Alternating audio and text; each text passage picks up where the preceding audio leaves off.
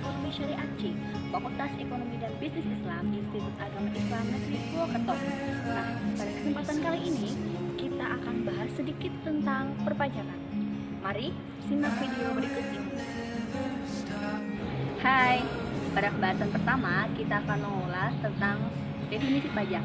Pajak menurut Profesor Dr. Rohmat Sumitro SH ialah iuran rakyat kepada kas negara berdasarkan undang-undang yang dapat dipaksakan dan tidak dapat ditertimbal secara langsung dan digunakan untuk membiayai pengeluaran.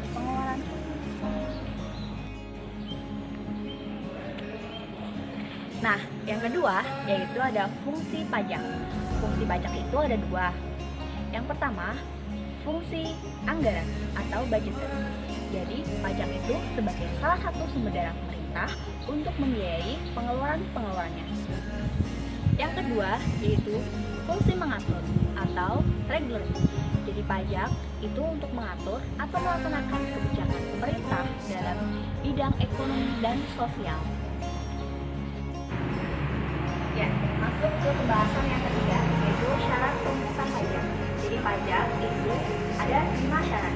Yang pertama, syarat keadilan. Jadi pajak pemungutannya itu harus secara adil. Yang kedua, syarat juridis. Pemungutan pajak berdasarkan undang-undang. Yang ketiga, syarat ekonomi. Jadi pemungutan pajak tidak mengganggu perekonomian. Yang keempat, syarat finansial. Jadi pemungutan pajak harus efisien. Dan yang kelima, harus sederhana. Pemungutan pajak harus dilakukan dengan sederhana. Masuk ke pembahasan selanjutnya yaitu pengelompokan pajak. Jadi pajak itu dibagi menjadi 3. Yang pertama menurut golongannya, yang kedua menurut sifatnya, dan yang ketiga menurut lembaga pemungutnya.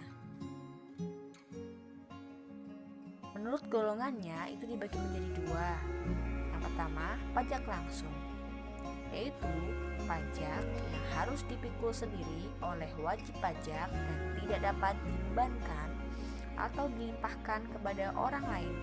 Contohnya pajak penghasilan. Yang kedua, pajak tidak langsung, yaitu pajak yang pada akhirnya dapat dibebankan atau dilimpahkan kepada orang lain. Contohnya pajak pertambahan nilai. Menurut sifatnya, ada pajak subjektif dan pajak objektif. Pajak subjektif yaitu pajak yang berpangkal atau berdasarkan pada subjeknya, dalam arti memperhatikan keadaan diri wajib pajak. Contohnya pajak penghasilan. Yang kedua, pajak objektif, yaitu pajak yang berpangkal pada objeknya tanpa memperhatikan keadaan diri wajib pajak. Contohnya ada pajak pertambahan nilai dan pajak penjualan atas barang mewah. Menurut lembaga pemungutnya, yaitu ada pajak pusat dan pajak daerah. Pajak pusat yakni pajak yang dipungut oleh pemerintah pusat dan digunakan untuk membiayai rumah tangga negara. Contohnya ada pajak penghasilan, pajak pertambahan nilai, dan pajak penjualan atas barang mewah dan bea materai. Lalu ada pajak daerah. Pajak daerah yaitu pajak yang dipungut oleh pemerintah daerah dan digunakan untuk membiayai rumah tangga daerah.